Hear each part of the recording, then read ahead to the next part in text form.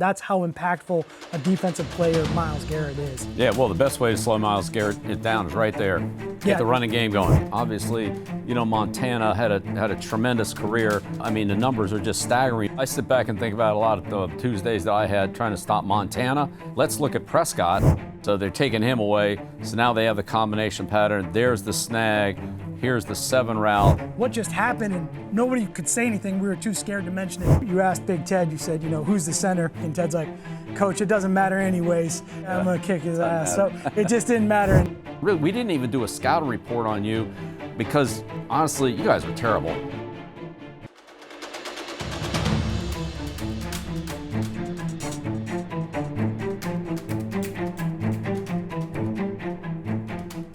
Welcome to Coach. I'm Matt Patricia, and this is Coach Bill Belichick. We're going to step behind the scenes into the coach's office. And Coach, we're going to talk every week. Game plan must, Tuesday players, situational analysis, and a special segment called The Library. Coach, I'm excited to be here, excited to be with you every single week to dive into the details and go through the NFL season. Yeah, it's a wild weekend. Opening weekend is always unpredictable, and there are usually things in the kicking game that happen on this first weekend.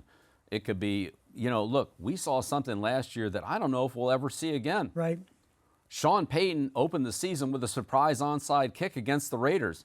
That's illegal now. You can't do that anymore. So if that rule doesn't change, that will be one of the last surprise onside kicks that we've ever seen. Yeah, and Sean, he couldn't wait to get back into that first game and put that play out there and just send the league on notice like, hey, be ready for everything with me. And, unfortunately, we're not going to be able to see that, like you mentioned, because of the rule change. That was one of them last year that we saw. Yeah, well, and same in opening weekend last year, the Lions against the Chiefs. The Lions run a fake punt on 4th and 2, pick it up, go down and score, and beat the Chiefs in the opener. So, that was a big win for them. But, I think back to my career, and one of the games that I remember vividly is the opener in 1975 when the Detroit Lions played the Green Bay Packers and blocked 3 punts on opening day, 3 punt blocks, to get off to the start of the season. That's a tough day for the special teams coordinator right there to get your, three, you're seeing all the different rushes and the different looks and the protection back then, obviously the system, but 3 in 1 game not to adjust, that's going to be a bad meeting the next day for sure. Oh, my gosh, it really was. But, I actually stole those rushes that the Giants used in that game. When I was a special teams coach at the Giants, I walked into Coach Perkins' office and I said, we open against the Eagles. I said, do you mind rushing the first punt? I think we got a shot at it.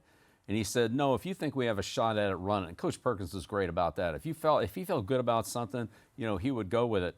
So we ran that rush against the Eagles on opening day. Gary Jeter blocked it for a touchdown and, got us off to a good start in the game that we didn't end up winning, but, gave a lot of confidence to the team in the kicking game. Yeah, it's always good when you can score, points on your very first play in that situation or first game. What'd you call the rush? Like what was the name? We called it a giant. We called it a giant. Yeah, it was an overall rush. Yeah. It was it's probably still called giant. It's probably in our tree. It's probably still called the giant. Yeah, probably. That's how we did things when then. Well, tell us a little bit about your opening game as a head coach in Cleveland. Yeah, my opening game in Cleveland was against the Cowboys, 1991. And the Cowboys had a good team, and they were just getting good. They weren't quite as good as they were going to be, but they were still really good. Good quarterback, good running back, good skill players, really good defense. Jimmy Johnson had a great defense. Yeah. And they were just too much for us that day. They really were. And so after the game, I called up Jimmy. Cleveland's in the AFC, Dallas is in the NFC. We weren't really competing against each other very much. And I said, Jimmy, can you help me out? Like, tell me what you guys saw and, what you think we could work on or do better. And Jimmy said, Bill, I really didn't watch you guys. I just saw you a couple times in preseason. We didn't even do a scouting report on you because, honestly, you guys were terrible. We're focused on Washington, and they played Washington the next week in a Monday night game, who they lost to, and eventually Washington went on to win the Super Bowl in 1991. But that was humbling for me when Jimmy said, we didn't even do a scouting report on you guys. Yeah, that's not good if you're the head coach and you're talking to another head coach and you're like, hey, what'd you think? And he's like, didn't even watch it. It wasn't even that good. What about your first game, Matt? Yeah, so my first game as a head coach of the Detroit Lions, our first play was on defense. It was against the Jets. Obviously, with a lot of familiarity, playing against the Jets all those years, being in New England. And, great player for me in Detroit, Quandre Diggs. We talked about what the Jets do in their openers and what we might see. And, sure enough, they came out, they ran a boot, came back to the defensive right. Quandre did a great job of reading the quarterback. We told him that might be one of the plays. And it was a pick six on the very first play, on defense as a head coach. So, that was the high mark of the game for me right there. It was a great play. Unfortunately, we lost that game, but great memory from, starting out as a head coach for sure. But Coach, walk us through, what's that meeting like, when you go in before you play that first regular season game, you finally got your team, you got your 53, you got your active guys getting ready to go, first real game week preparation, you've got veterans, you've got rookies, a lot of excitement for sure. What are you telling the team before that first game?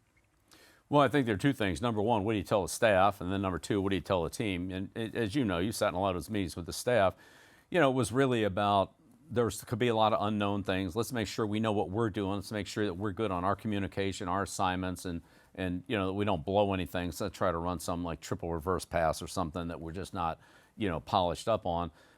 There's going to be a lot of excitement, a lot of energy. Let's stay calm, make sure that we make good adjustments because there's going to be some things in opening day that you haven't seen from your opponent. They're going to spring something on you. You've got to be ready to make good adjustments on the sideline. I also remember saying, don't get caught up in the emotion of the game. Don't yell at somebody just because, something happened. I mean, unless they really, really deserve it. Let's try to play through whatever we have to deal with and just, make sure that we're doing a good job of coaching, seeing what's happening, adjusting to it, and get the players to, to respond to whatever's happening in the game. From a player standpoint, again, just like coaches, a lot of preseason jitters, a lot of jitters going into the opening game, a lot of things to think about. In the end, football is football. And, it's another game. It's a big game because it's the opener, but let's don't overthink it. We've seen all their games from last year. We've seen all their preseason games. They can only run 60 plays on offense and defense, 65, whatever it is, and we've seen probably 500. So let's just make sure that we're good on what we know they're going to do. We'll react to what's going to be the new things, and we'll adjust to them. And at the same time, make sure that our communication's good so that we know who we're blocking, we know who we're covering, and play good fundamental football. Really, in the end, football games are won on good fundamentals: blocking, tackling, throwing, catching, kicking. All right, all those fundamentals. And just if we play good fundamental football, have good communication, go out there and be aggressive, then let's get off to a good start and let the game play itself out. Yeah, you would always say, look, let's play through it. Let's not overreact. Do a good job with the adjustments. Make sure we know who our, better players are. Get the ball to them at some point. Try to settle things down and just go play football. We had to get back into that rhythm.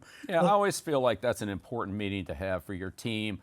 To just set the tone for, how you want the game to go so that you don't get into the game and everybody's scattered, coming all over the place. Like, hey, here's what we're going to try to do. Let's go ahead and do it. It's a pretty serious meeting. Yeah, it is, Coach. But, I'm going to tell you, I'd go into that meeting and, we're all focused, ready to go, first game of the year. And, you got up. I remember in 2004, you were going through those coaching points and everybody's dialed in and we're locked in. We got the game the next day. We're getting ready to go. And the door opens up and, Coach, Ozzy Osbourne walks into the team meeting room, shuffles in. He's got his head down. Doesn't look like he has any idea where he is. Because he didn't. But you're going. Like, you're in mode. You're still going. He walks in behind you. The whole team is frozen because we're not sure if look, you may yell at Ozzy at that point. You might get after him, throw him out, whatever it is. He had given us signed CDs. He was in the opening game entertainment. It was craziness everywhere. But talk about a team meeting where Ozzy Osbourne walks in, and just stops everything. The team freezes. I think by the time he shuffled his feet, turned around, walked out the door, you finally looked. He was gone. You looked back at us like, what just happened? And nobody could say anything. We were too scared to mention it. But that was a team meeting. That was an opener one I won't forget. Yeah, I won't forget that one either. There's always one for the books, and that's one. Ozzy Osbourne, a team meeting. My God. Yeah, that was great. Let's talk right about the evolution of the West Coast offense. I think right now we're seeing so much of that in this league.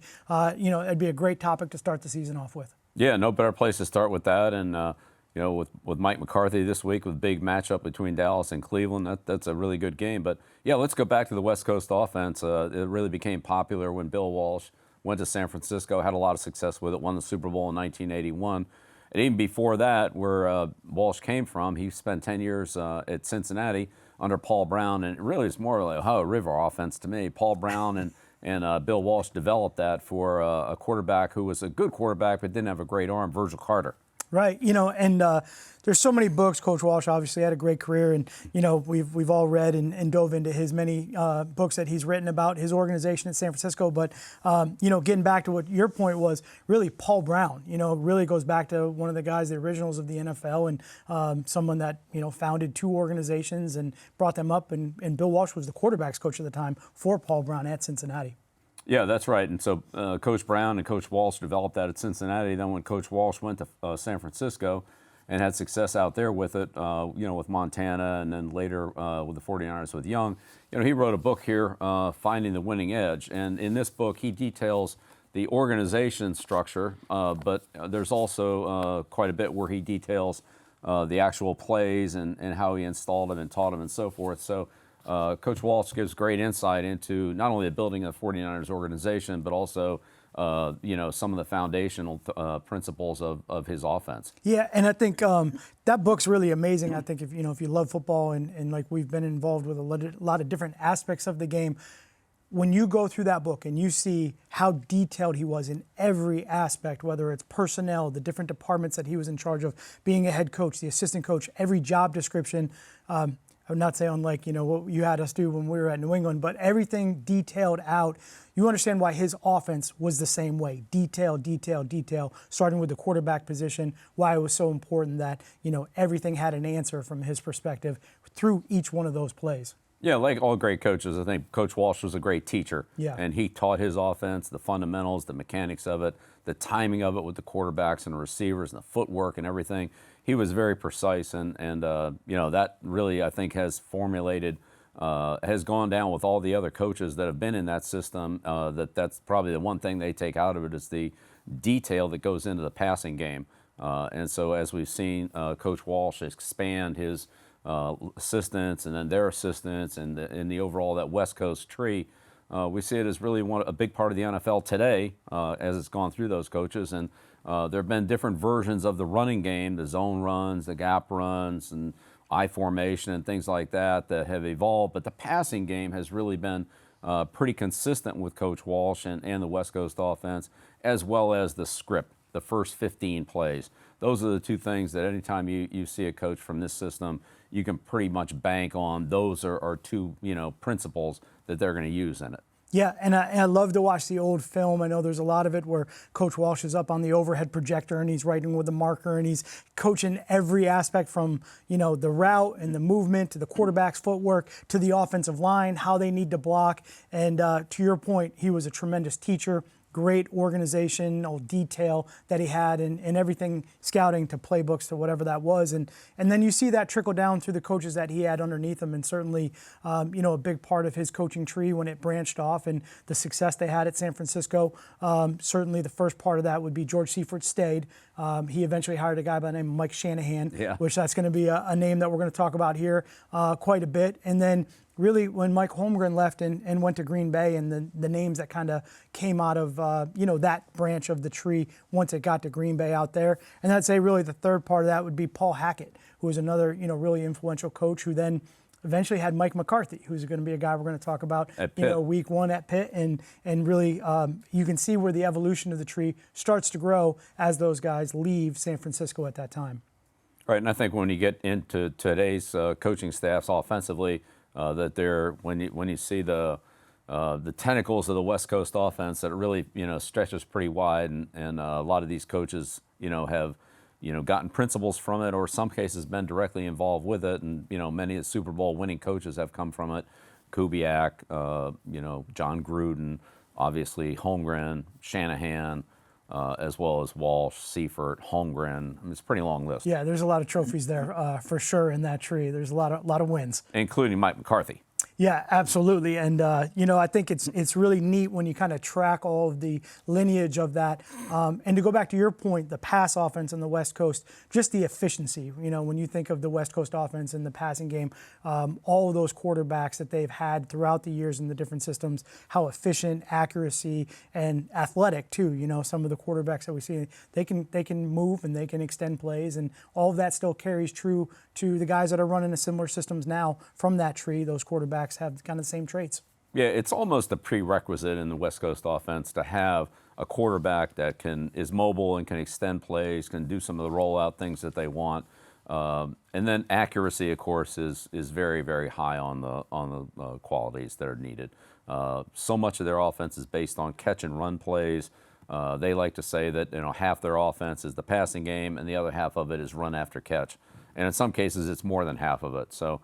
When you get the ball to explosive players, like Rice, CeeDee Lamb, guys like that, then those yards can really pile up in a hurry. And the quarterback's execution and timing, which is such a big part of that offense, primarily on inside routes, crossing patterns, slant patterns, over routes, in cuts, those are really the heart of it. They mix in some outside routes to keep you off balance and just to balance off the offense. But most of their yards are made on inside passing plays, and a lot of it's run after catch. Yeah, and I think, when you go back to exactly what you mentioned, the origins of it with Paul Brown, who's a great innovator of the game, coach, owner, all of that, really identifying the fact that they had a very accurate quarterback with Virgil Carter, and then Ken Anderson, who followed him after that. It was tremendous. Tremendous. Accurate quarterback, could get the ball out on time, develop a system where maybe the run game wasn't so great for them back then, and they just wanted to completely stretch the defense horizontally, and really open up all of those zones underneath, get the ball out. Like you said, the catch and run plays, the explosive plays that happened because, the timing of those plays was so critical. And, we certainly know that's what they drilled, time and time again, 7-on-7 drills, team drills. It was just the timing of the plays. They had to get the ball out quick. And, we see that all the way down into, the versions that we see in today's game too. Yeah, I think when you look at, a coach like Coach Brown, Coach Walsh at Cincinnati, they took two quarterbacks, Carter and then Anderson, and they were at the top of the league in completion percentage. Actually set a couple NFL records back then. So the accuracy, the precision, the timing of the passing game was, very well detailed by Coach Walsh in his book, in his clinical teachings, and they had tremendous success in San Francisco. That's really where it became popular. How did it become a popular West Coast name? Yeah, I think this is a great story here with the West Coast. I think, one of your former bosses here, Bill Parcells, is really credited with kind of asking the media, how's that West Coast offense? I think maybe you guys won that game out there a little bit. Great rivalry going back to the Giants and the 49ers. But originally it was actually tagged, with other offensive systems that were in the West Coast at the time. Coryell was a great coach out there. Sid Gilman was another great coach. But the tag stuck really with the 49ers. I think when Coach Parcells kind of mentioned that to the reporters, they took it and they ran with it, even though it started in the Ohio Valley. We'll give it credit back there to Coach Brown. Well, speaking of the 49ers, Matt, we have some 49ers cards here from 1992. In mint condition. Yeah, my dad brought those to me last week. He's like, "Hey, I found some old cards here. They were in the pack. The glue was still intact. How many every years he brings them to me. I grab and they instantly open up. So they're kind of ruined now, but they're still in good shape. Oh my God, they're in mint condition. We got Steve Young, got Brent Jones, John Taylor, two of his favorite receivers. How about Big Ted Washington? We had him. We had Ted. Ted was a monster inside when we had him, and great player back then too. That's a long time. When we got Ted, we took the 3-4 defense and we moved everybody out. We did. The ends lined up and we moved them out. Outside linebackers, we moved them out. You get the ball back inside to Ted Washington, they're not going anywhere in the running game. We just moved everything outside with Big Ted in there, and then Vince after that they stuffed the middle. Yeah. My favorite Ted story, though, is, we'd go into the team meeting, coach, every Wednesday, and you'd ask, all the players, hey, who are you playing against? What's your matchup? And we'd have to know, the guy you were lining up in, where he went to college, if he wrote left-handed or right. I mean, you wanted every, and you asked Big Ted, you said, who's the center? Forgot who we were playing that week, and Ted's like, Coach, it doesn't matter anyways. I'm gonna kick. him. Yeah, I'm gonna kick his ass. So it just didn't matter. And Ted, he was dominant inside. And like you said, we were able to kind of move the ends out a little bit. The linebackers had a little bit of a better day when Ted was playing in the middle. Oh my God. Yeah, they love playing behind him. Yeah, he changed a lot for us. He did. Guy McIntyre, Steve Wallace, Jesse Sapolu, 3 great linemen for him. Rathman, the fullback, he could do it all. Charles Haley, what an addition he was to the 49ers. Great pass rusher. Donnie Griffin, I had him at Cleveland. Good cornerback. Michael Carter, nose tackle. Yeah. Big time guy. How about this? Todd Bowles. Todd Bowles. Yeah. 92 49ers. That was great. That was another one as I was flipping through and I was like, holy cow, I didn't even realize, Coach Bowles, Todd was there, and he's obviously a great coach, great head coach, great defensive coach. And got a good-looking stance there. Yeah, he's ready to go right there. He's got that good football position. He's ready for the ball to be snapped. Well, let's talk about the West Coast offense. Really leads us into one of the great matchups here in Week 1, and that's Dallas traveling to Cleveland. Mike McCarthy in the West Coast offense against Jim Schwartz, defensive coordinator at Cleveland. They led the league in virtually every category last year defensively, so this is going to be a great matchup, in Cleveland. Yeah, and I think when you break down these teams, we'll start with the Dallas Cowboys offense last year, kind of look what they did as Mike McCarthy really dove back in from an offensive play caller standpoint. He's got Brian Schottenheimer there too, of course, who's another great coach. But, you can see with the stats that, Dallas had last year, just, one of the things that we know they've got to work on is some of their rushing yardage here in the game. So if you're Cleveland's defense, what are you looking at here? How does Dallas's stats, how do we break that down as coaches when we see some of the stats that we're talking about here? Yeah, I think one of the big things for Dallas is the games they lost last year, several of them, they didn't run the ball very well. Couldn't get over 100 yards rushing, fell behind, had to play from behind. Look, they have a great passing game, but they don't really want to go back there and throw the ball 45 times. Not against Cleveland's pass rush with the matchup at left tackle with, Guyton and Myles Garrett. Not sure they really want to do that. So they really need balance in their offense, and to be able to get the running game going would help them a lot. Yeah, and you can see just a couple of the games that they had last year with the run game where, when they weren't successful and they didn't win, their rushing yardage just wasn't there. But on the flip side of it, like you said, the pass offense, they had some good numbers there from that. The efficiency of the offense, as you can see on the next slide when we show that up on the screen here, is just where they were when they were in the top 5 of the league in some of the categories statistically in yards and points and things like that. Yeah, well, they got the running game going in some other games, but not in the games they lost. So overall yards per game, 370. 30 points a game. I mean, that's really good. Obviously, first in the league. All right. And had the second fewest giveaways in the league. So they did a really good job of taking care of the ball. They scored a lot of points. They can move the ball. The big thing for them is in the games that they've lost, they lost a little bit of control in the running game. And then, of course, didn't play well in the last game against Green Bay, which ruined their season. But this is a team that's very explosive offensively. Lamb's back. He's ready to go. Prescott, they got a lot of weapons on offense. This is going to be a tough group for Cleveland to stop. Yeah, certainly. And you look, that's where we start. Okay, hey, what do they do well? You can see that up on the board, the things they did well last year. Certainly, if you're doing a good job scoring points, that is the number one stat in football. It's the scoreboard. So determining winning and losing. So if you're doing a good job there, whether it's the big explosive plays that score, which they have the capability to do, or the plays in the red area where they've been really efficient and able to score, they want to lean on their strengths. And then, like you mentioned, they got to stay balanced. They've got to get that run game going in this game to, make sure that they can control the game and give themselves a chance to win. Yeah, they just can't let Cleveland tee off on the passer every play and play their man coverage and make it tough on them. So, look, when we talk about points, there's really, 2 ways to score points offensively. One is with explosive plays, and the other is to go through the red area. So good red area offense and explosive plays, that scores points. Of course, there's an opportunity to score on defense into the kicking game, which Dallas did a good job of last year. Yeah. It's hard to count on those points. It's nice when you get them, but really explosive plays and red area is the key there.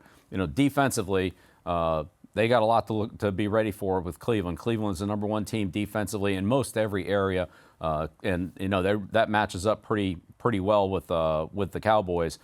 First in yards per game, first on third down conversions. All right. And tied for 5th in takeaways. So even though their takeaway differential was bad because they lost the ball so much on offense, they actually took the ball away, the 5th most in the league. So Dallas protects the ball well. Cleveland takes it away. Dallas moves the ball well. Cleveland doesn't give up many, and Cleveland doesn't get up a lot of third downs, so they're off the field. So this is a great matchup between Coach McCarthy and his offense and Coach Schwartz and that Cleveland defense. Yeah, and you mentioned it with the takeaways besides points. That's a big stat as far as the takeaway ratio.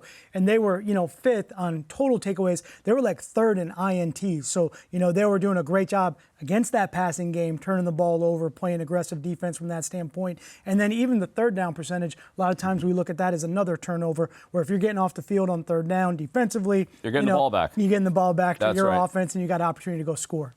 Yeah, when you combine those two stats together, that's a lot of possessions for the offense, and that's really was the key for Cleveland last year, getting into the playoffs. Even with all their issues with the injured, played 5 different quarterbacks. Yeah. They were great on defense.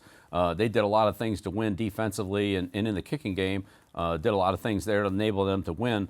This year, if they can get the offense going, that'll help them. But really, defensively, this matchup between the Cowboys and the Browns is going to be a great one with Dallas's offense against that Cleveland defense. Yeah, it's like a heavyweight matchup here. You got, top 5 Dallas offensive stats, top 5 Cleveland's defensive stats. We'll see how those other ones improve, through the offseason, whether it's Dallas's run game can be more consistent. Really, Cleveland's run defense improving a little bit from where they were last year. Mm-hmm. This will be a heavyweight matchup for sure. Yeah, well, let's talk about what it's going to take for these two teams to win.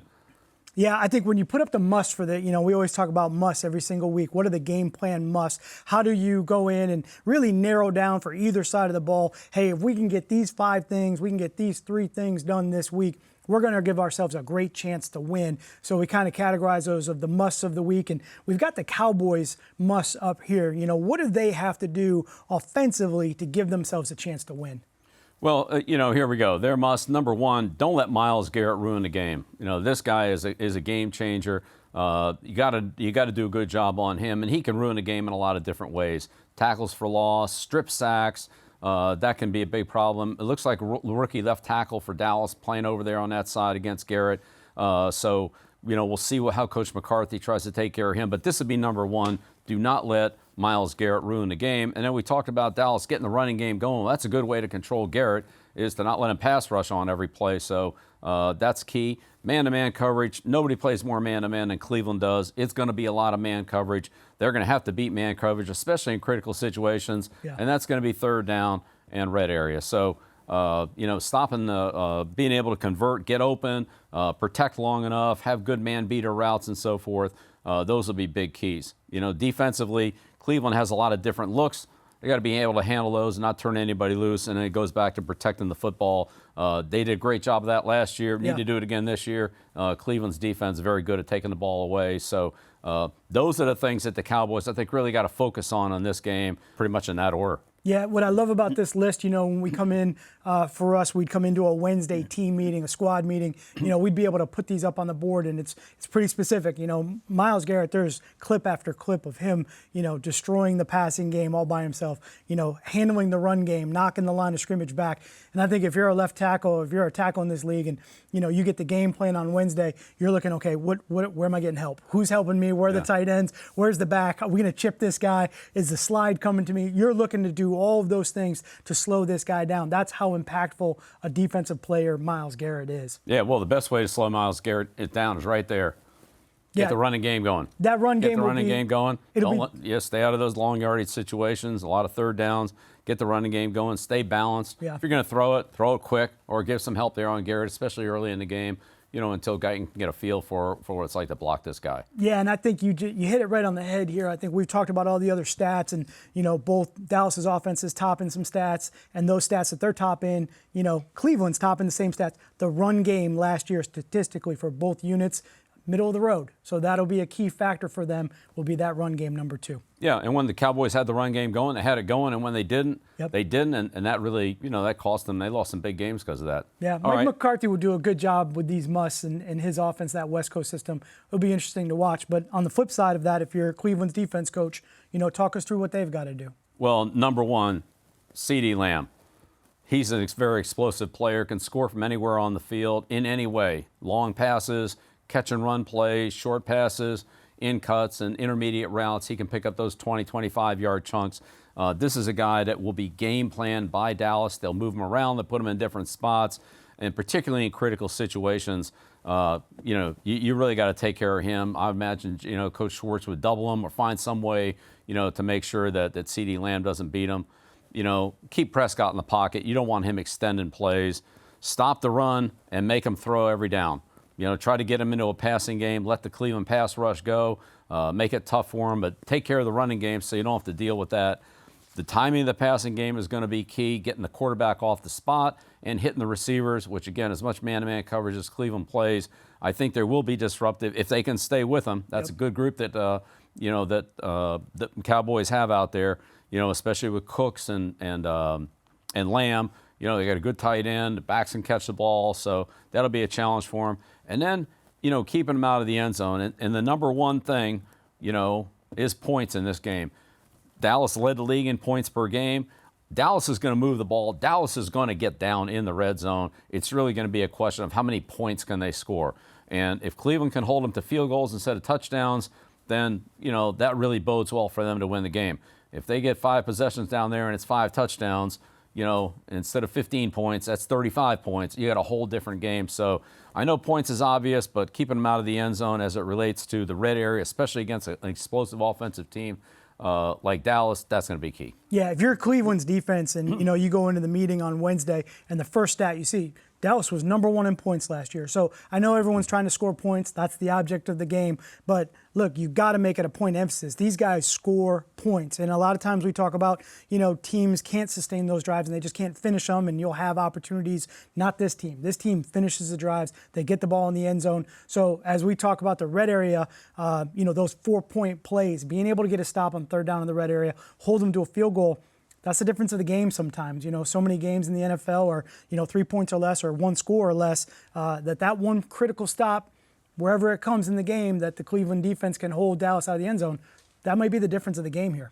Yeah, so I think that'll be a big key for him. And again, Dallas has done a good job of not turning the ball over last year. We'll see if they can continue that. Cleveland's done a great job of taking it away. We'll see how that matches up against Dallas. Obviously, turnovers are a big factor in the game here, and I would say the must for Dallas is not to turn it over, and the must for Cleveland is we got to take advantage of our opportunities. We'll probably get a couple against Dallas, one way or another, whether it's a fumble or maybe a strip sack or a tip ball, an interception or something like that. You got to make those count. You can't drop them or not get on the ball. Those ones that come, you got to be able to take advantage of them. You don't want to give Dallas any extra possessions. Yeah, absolutely. And, we've really kind of talked about the offense and the West Coast philosophy. Mike McCarthy really coming from the original part of the tree there. And you just saw last year, CeeDee Lamb, very efficient, explosive type of player. Dak Prescott, keeping him in the pocket, but he got the ball out fast. They moved CeeDee around, really gave defenses, a hard time trying to figure out where he was going to be, even in critical situations, moving around. Like, that'll be a big challenge for Cleveland's defense. And, certainly talking about the West Coast offense, we would talk about Tuesday players, Coach. Yeah. Tuesday players, who are the guys that we're going to sit down and, figure out how are we going to stop, and we take that all the way back to San Francisco. Yeah, well, I sit back and think about a lot of Tuesdays that I had trying to stop Montana and Rice. Those are the 2 guys in San Francisco, Lamb and Prescott. Those are the 2 guys we're talking about with the Cowboys. And, when you look at those guys, just their production, Montana had a tremendous career. I mean, my God. Yeah. 273 touchdowns, 92 passer rating. You think about how good Montana was. The numbers are just staggering. But then let's look at Prescott. Prescott last year under Mike McCarthy's kind of, new offense where Mike took over the play calling. Mike kind of reinstilled some of his West Coast philosophies from Green Bay. 4,500 yards, 105 quarterback rating. Montana was 92. So, Prescott had a tremendous year last year. If he can maintain that same type of production this year, Dallas is going to be, they're going to be a hard team to beat all year, but this will be a big challenge for the Cleveland defense. Yeah, and, again, when we talk West Coast offense, I think efficiency, the ball coming out fast, on time, timing of the play, detail of the play. Obviously, Mike McCarthy did a great job last year with Dak Prescott, just like we saw with Joe Montana. But the other stat in this is also that, touchdown to interception ratio. And, last year, Dak did a great job of protecting the ball, as we saw earlier. Of course, Montana did a good job through his career with that too. But those are big stats right there. 36 touchdowns, 9 interceptions, not turning the ball over, keeping the ball, good quarterback rating, efficient offense, starting with the quarterback. It's big for him. Look, you can't have good production as a quarterback in terms of yards, touchdowns, and all that without somebody to throw to.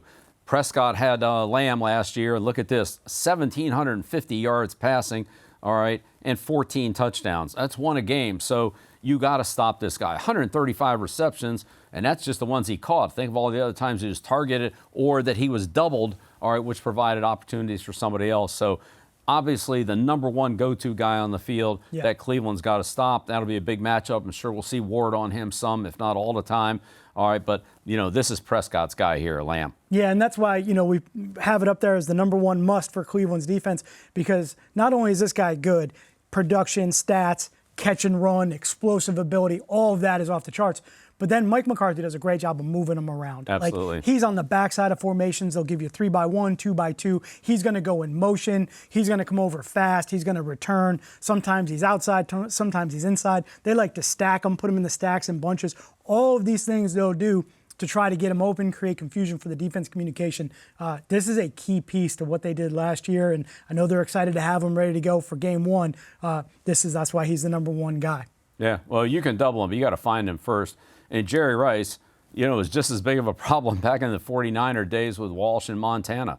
Rice's production, almost 23,000 yards. You kidding me? 207 touchdowns. Yeah. We doubled Rice coming out of the locker room. As soon as he stepped on the field, we put two guys on him as much as we could. Obviously, an explosive player in all areas, catch and run, route running, deep ball production, red area. Jerry did it all. And, Lamb's kind of on that same track. But, Rice in Montana, Lamb and Prescott, very similar conversations. Yeah, Jim Schwartz, obviously coming from your coaching tree, Coach, I'm sure he's got CeeDee Lamb doubled on the plane right now, making sure that he can't even get out without, two Cleveland guys on him. So I just think this is going to be, this exciting game this weekend. I think it really, call it the West Coast offense with Mike McCarthy and more of its older version than some of the younger, West Coast philosophies that we're seeing right now. But really interested to see how CeeDee Lamb, Dak Prescott, they handle Jim Schwartz, that defense, Myles Garrett. This is going to be a great game. Yeah, and we've talked a lot about the basic situations, but, it always comes down to situational football, some key, got-to-have-it situations, critical plays in the game. Let's take a look at how these two teams match up on situational football. Coach, we're going to talk about situational analysis every week, and I think, we'll start right away with the gotta-have-it situation. And I think, as you can see here, we have our encyclopedia series where we're kind of deep diving into situational football, the playbook in general. But talk us through gotta-have-it. What are we talking about when we say gotta-have-it?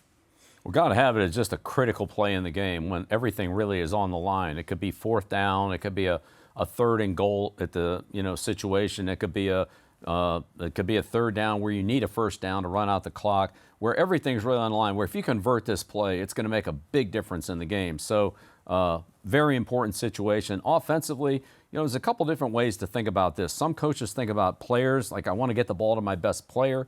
Some coaches think about plays, like I want to run these certain 2 or 3 plays that I have a lot of confidence in. And sometimes coaches think about running the perfect play. What are they going to be in? Are they going to be in this defense or that defense? Well, we'll run this play against this and that play against that. So there's a couple different ways to think of this, offensively. And a lot of times that is, by coach. Sometimes they'll use all three, but usually, most teams prefer, one of these types of philosophies. And I think, right here, talking about the Dallas Cowboys, the first thing that pops in my head when we get in critical situations, it's going to be CeeDee Lamb. CeeDee Lamb. Like, where is he? How are they using him?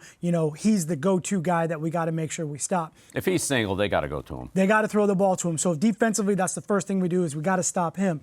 Then I think about plays. I think about concepts. I think about, West Coast offense. That's going to be the flat to the offensive right, defensive left. You've got to stop that concept. However they get it over there, Coach, we laugh week in, week out. Got to have situations, West Coast offense. They throw that ball in the flat to the right, and they convert every time. So those are the two big concepts for me that I think of when got to have it comes up against the Dallas Cowboys. And then really the third element, like you mentioned, is that perfect play, that check with me. And when you have a guy like, CeeDee Lamb, you can put him to that flat side on the right, or you can put him away from it, and if they kick the coverage over, you take the concept. If they don't push the coverage over to CeeDee Lamb, then you throw it to CeeDee Lamb.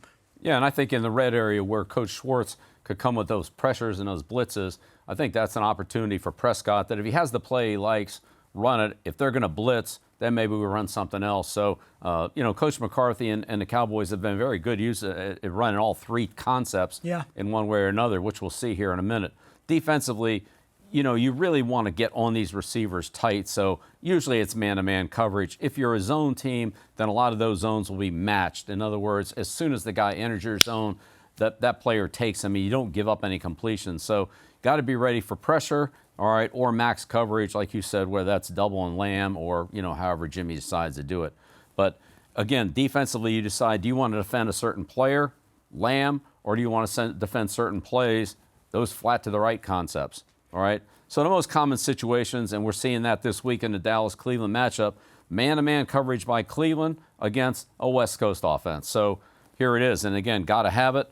Here's what we got to do. Man-to-man coverage, and then offensively, moving routes, flat to the right. And then I would say just Dallas has to be ready, for Cleveland to blitz somewhere along the line in a critical situation. And if they blitz, then they'll probably fake it and then drop into coverage later on. I'm sure that'll be a little bit of a chess match. So let's go to some of the Dallas got-to-have-it situations that they've run in the past.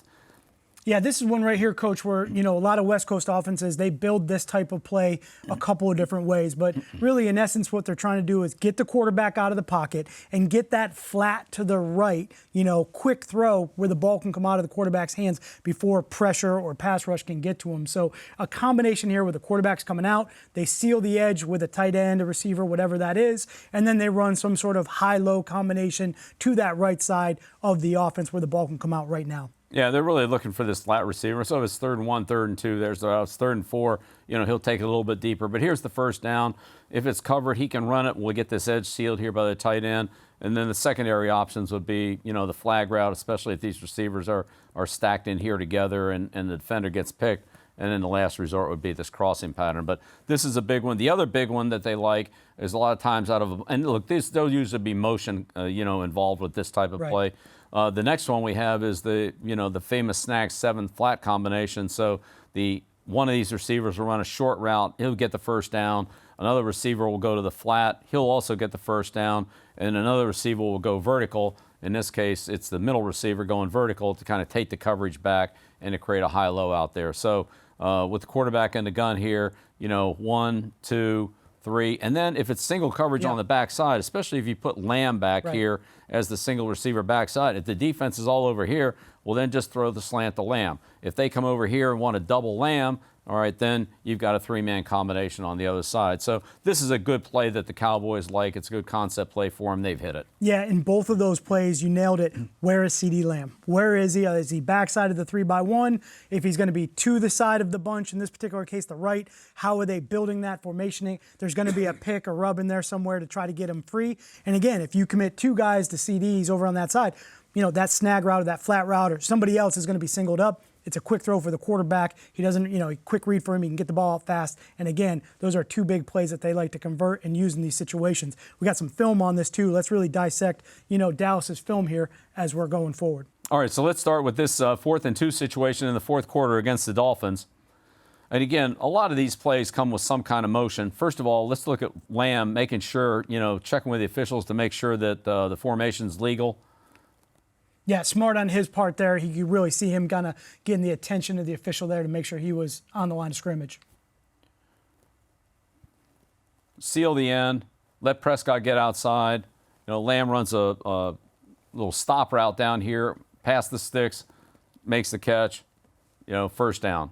4th and 2, got to have it. Single coverage on Lamb. That's where they're going to go. Yeah, Prescott gets out of the pocket here. They do a great job of sealing the edge. They build it with the tight end. He extends his motion a little bit to really kind of allow Prescott get out. But really, Miami's defense then, kind of slow to adjust, slow to get down to that motion. You got 2 guys there standing really in no man's land, and, CeeDee Lamb's all by himself. So kind of an easy conversion there for the Cowboys. All right, 3rd down and 6. Again, motion involved in this formation. So this time, Lamb, instead of lining up on the single receiver side, comes over to build this. Once again, seal the end, fake here, roll out, and come back to CeeDee Lamb for the first down. Yeah, and again, they're using the motion, the window dressing there to really get him in that one-on-one matchup. And, I think this is an interesting formation to start. This is really what we call a 3-by-0 formation, where the tight end's kind of backside by himself, gives the quarterback a good indicator. Hey, is it man? Is it zone? Did the corner travel over? Who's matched up? What's the coverage? Now as CD motions over, he knows he's got one-on-one out there. They seal the edge. You can see Dak gets rid of the ball before the pressure can get there. And, they got another big conversion, good catch, good run, and they keep the drive alive. So really the same play, but dressed up a little bit differently. One time with Lamb lining up over there, the other time with him motioning. But in both cases, the tight end sealing the end. Prescott, after the fake, getting outside, making a good throw. Again, it's all about timing and accuracy and execution by the quarterback and receiver. That's the key to all these plays. Okay, 3rd down and 2 on the 2. So got to have a situation here. Where is he? Yeah. Where is he? You're trying to find him right away. You got to balance 2-by-2. He's in the slot. He's in the slot. He's not on the right side of the offense now. He's on the left. So what's going on? Right. So Prescott does a great job here of recognizing the double coverage here on Lamb. So he eats up 2 guys right there. All right, that leaves one-on-ones across the board everywhere else. So now this is, the 3-on-2 over here. They're going to double cover Lamb, so they're taking him away. So now they have the combination pattern. There's the snag. Here's the 7 route, and then here's the flat route here. So they attack this side of the defense here, while Lamb draws the double coverage up on top. And again, you can see Prescott, it doesn't take him any time at all. He sees this right away. He sees the double over here. He comes to this side. There he is. He's on it right now. It's a great job. Good execution. Yeah, good design play there by Mike McCarthy. Again, put CeeDee Lamb away from your core concept, a play that, Dak Prescott throws 1,000 times during training camp all the way through the season, that snag 7 flat route, and he can read it out, find the open receiver, and try to get the ball to him. But good play design there. Obviously, good job by the Giants seeing it. They play him twice a year, so they're used to the West Coast offense for sure. That's right. That helps. But I think, again, just fundamentally, you can understand and got to have it situations. I've got a go-to guy if I put him away from a core concept. And again, the core concept doesn't change. It's still that flat to the right throw. Yeah, another low red area situation. This is a good example right here of Prescott with having a 2-play option or getting in the perfect play. So he looks at the defense here, does the fake count to see if he can figure out what's going on. All right, and now he changes the play, changes the protection, resets, and he can see now pressure coming from the top of the screen. He's got one-on-one down here across the board. The Commanders are 3 for 3 here in their coverage, so he's got a good matchup down here. He's going to find Cooks on the flag pattern there. Yeah, again, another good formationing there by Mike McCarthy. Put, CeeDee Lamb on the backside of a 3-by-1. He can see he's got 3 defenders, really. If it's the linebacker, the safety, the corner, over to Lamb's side, then I know I've got single coverage away from it. He checks the play, gets to the second play there, like you mentioned, the perfect play versus, man-to-man coverage. And it's really that 2 under 3 concept with 1 on the delay. He finds the leverage of Cooks here, throws that back pylon throw, which, again, we know the target points of the red area. The back pylon is one of those, makes a good throw, good catch. And, again, points in the red area. This is something Dallas did extremely well last year. Right. Whenever we number the receivers, it's from the outside in. So the number 1 receiver is the most outside player. Number 2, generally in the slot. Number 3, the third player. So this is 1 and 2 under or 2 under 3. 3 running outside to the flag. Cook's ball getting placed in the back corner of the end zone. Pylons. They used to be flags. That's why we call them flags, but now they're all pylons. So, but that's the name of the pattern. And Prescott, again, great throw, good execution. Again, this is a concept, though, that an experienced quarterback like Prescott with an experienced coach like Mike McCarthy will use to recognize the defense and get into the play that they want against this particular coverage.